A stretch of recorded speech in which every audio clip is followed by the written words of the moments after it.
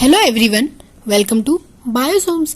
आज हम बात करेंगे बायनोमियल नोमेनक्लेचर पर। क्या होता है ये, इसकी आवश्यकता क्यों पड़ी और एक्चुअल में इसका क्या यूज है, उन चीजों के बारे में। तो चलिए आज का हम लेक्चर शुरू करते हैं।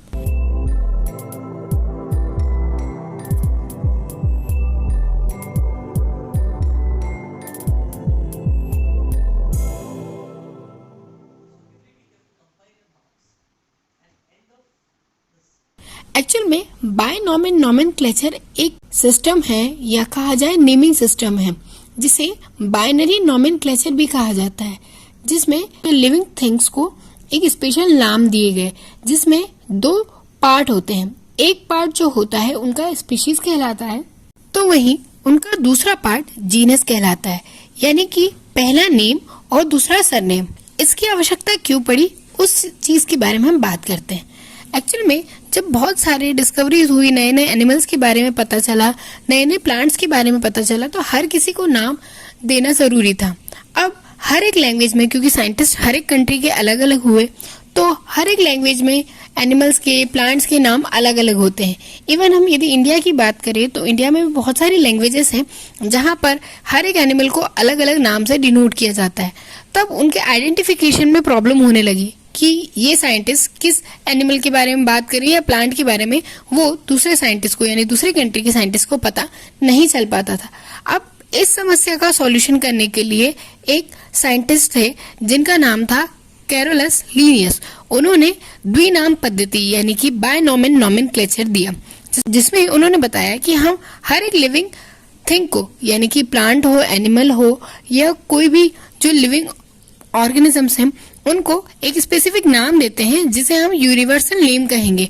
और ये यूनिवर्सल नेम बाद में बायोलॉजिकल नेम के रूप में यूज होने लगा। यदि एनिमल का कोई बायोलॉजिकल नेम रखा जाता था तो उसे जूलॉजिकल नेम कहा जाता था, और वहीं किसी प्लांट या ट्री का बायोलॉजिकल नेम रखा जाता था तो उसे बॉटनिकल नेम कहा जाता था। अब इनका यूज ऐसा हुआ कि सारी जगह जब यूनिवर्सली नाम हुए, तो यदि किसी को उस लैंग्वेज में, जैसे हिंदी में यदि आम कहते हैं तो इंग्लिश में मैंगो, बट दूसरी लैंग्वेज में अलग अलग वर्ड्स इनके लिए यूज होते थे, तब उन्होंने ऐसे नाम दिए गए जो कि यूनिवर्सली एक्सेप्टेड होंगे और सारी कंट्रीज के लोग या हर एक साइंटिस्ट, रिसर्चर इनका ही यूज करेगा। जो उन्होंने नाम रखे वो बायनोमेनक्लेचर कहलाया। तो वो दो पार्ट्स में था, इसे बाइनरी नोमेनक्लेचर भी कहते हैं, जिसमें इसका फर्स्ट पार्ट जो था वो जीनस कहलाया और सेकंड पार्ट जो था वो स्पीशीज कहलाया। इसे हम ऐसे समझ सकते हैं कि फर्स्ट लेटर नेम था और सेकंड लेटर सरनेम था। जी हाँ, सरनेम जो था वो स्पीशीज था, ताकि क्योंकि कई सारी जो स्पीशीज है यानी कि प्रजातियां हैं वो कॉमन हो सकती है, और इनका नाम उनकी प्रेजेंस यानी जिस जगह पे वो मिले हैं या कहाँ से ओरिजिन हुआ, इन सब चीजों को ध्यान में रखते हुए उनका नाम रखा गया। यदि हम कुछ एग्जाम्पल्स की बात करें तो आम को जैसे हिंदी में हम आम ही कहते हैं, अलग अलग लैंग्वेजेस में उसका नाम अलग हो सकता है। तो उसका जो साइंटिफिक नाम रखा गया या बायोलॉजिकल नेम रखा गया, जिसे हम जूलॉजिकल नेम भी कहेंगे, वो था मैंजीफेरा इंडिका। एक्चुअल में उन्होंने मैंगो का ओरिजिन इंडिया से माना, जिसके कारण उन्होंने उसे इंडिका नाम दिया गया।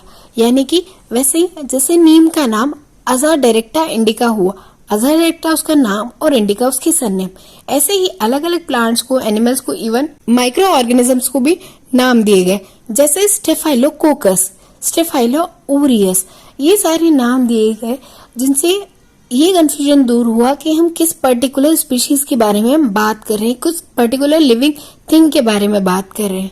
तो ऐसा था बायनोमेनक्लेचर।